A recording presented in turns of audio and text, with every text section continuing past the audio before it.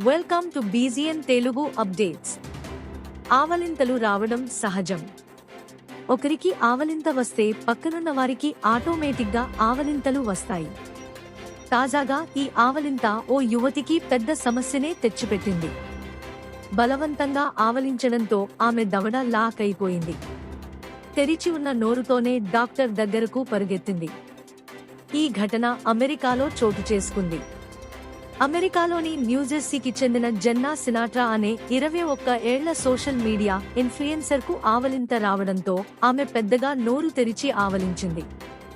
అంతే దవడ ఒక్కసారిగా లాక్ అయిపోయింది. తిరిగి నోరు మూతపడకుండా అలాగే ఉండిపోయింది. దీంతో ఆమె బాధతో విలవిల్లాడింది. అలా నోరు పెద్దగా తెరుచుకుని ఉన్న స్థితిలోనే ఆసుపత్రికి పరిగెత్తింది.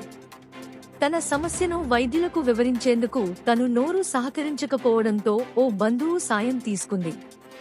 దీంతో అవాక్కైన డాక్టర్లు ఆమెకు తొలుత ఎక్స్రే తీశారు.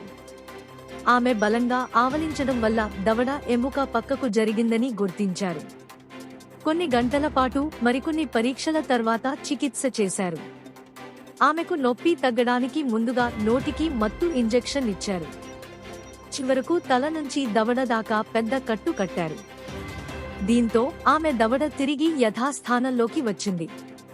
తన చికిత్సకు సంబంధించిన వీడియోను ఆమె ఇన్స్టాగ్రామ్లో పోస్ట్ చేయడంతో అది కాస్త వైరల్గా మారింది. ఈ వీడియోను 24 లక్షల మంది వీక్షించారు. ఆమె పరిస్థితిని చూసిన నెటిజన్లు రకరకాల కామెంట్లు పోస్ట్ చేశారు. ఇంత అందమైన అమ్మాయికి ఎంత కష్టం వచ్చిపడిందంటూ ఓ యూజర్ పేర్కొన్నారు. ఆ సమస్య ఎదురైతే ఆమె లాగా ప్రశాంతంగా ఉండటం నా వల్ల కాదంటూ మరొకరు కామెంట్ చేశారు. Thanks for watching బీజీఎన్ Telugu.